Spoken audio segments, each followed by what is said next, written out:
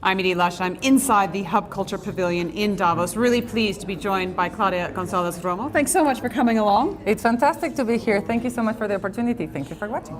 So, you've been at Davos for 19 years? I know. That is incredible. I know. Well, I'm in 7 different lives. So the forum has been an incredible platform, both, like from if you're working in government, if you're working in private sector or in civil society, which has been the last part of my life.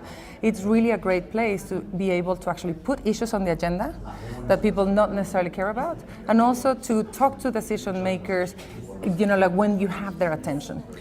But it must have changed a lot, right? If we just look back 10 years, what was different 10 years ago? Well, as a fact, 10 years ago, I was working for the World Economic Forum. Even, I worked for the World Economic Forum for 8 years. And I think that a lot of people that come to Davos have been here for more than 10, so they are frequent flyers. Right. So part of the things that I probably will say will resonate really clearly with, with the Davos man. And women. And women. This year, the Davos woman. Exactly. You see, there's something that reminds me, this annual meeting 2017 to those annual meetings of the past, when there was a huge anger and fear and desire to actually crack the leads and make sure that people were included.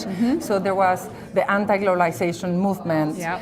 There were protests in the street, is that right? There were protests in the streets, and the forum took a huge stand actually by going to New York just after 9/11, moving Davos to New York, setting it there to make a stand and say, we're not afraid, terrorists cannot deal with us. But at the same time, there was this anti-globalization movement happening. So McDonald's windows crashed, the World Economic Forum, anti-globalization protest happening not only in Davos and against the World Economic Forum, but all around the world, where there was an absolute desire to make sure that globalization would be inclusive.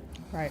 And so at that time, I think that when the forum actually was brave enough to change the product, to change itself, to be more inclusive, to get more NGOs inside, to change the subjects from pure, finance, interest rates, and economics, business, to actually start talking about, increase the level of discussions about the same topics that we're discussing today.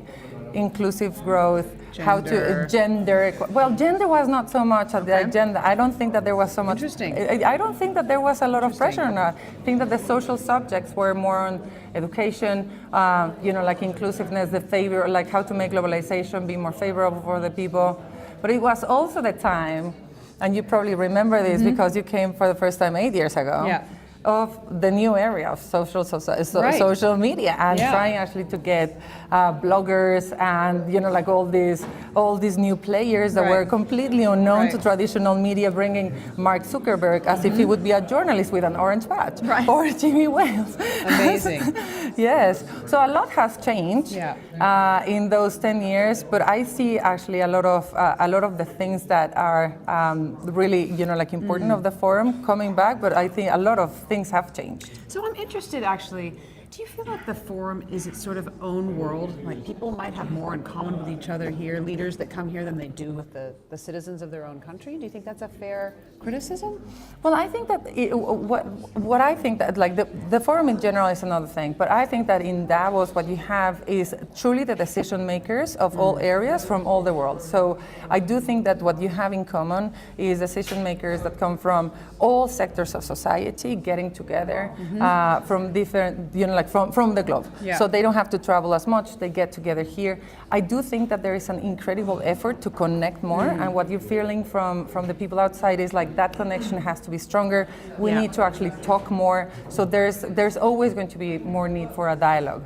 Where do you think we're going to be in 10 years' time? Well, I actually do hope that probably in 10 years from now, we're going to have a world that is totally woman-based, so that we have more, more people, not only in Davos, more women, in leadership positions, more brown, browner skill, more global South representation, more people actually, probably more relaxed. If we really move into an automatization world, I hope that the world will be, would allow for people working less than, 60 hours a week, Right. and just like move into a world in which the dialogue is more about, like how do we move neuroscience, how do we actually change the world for, like future generations.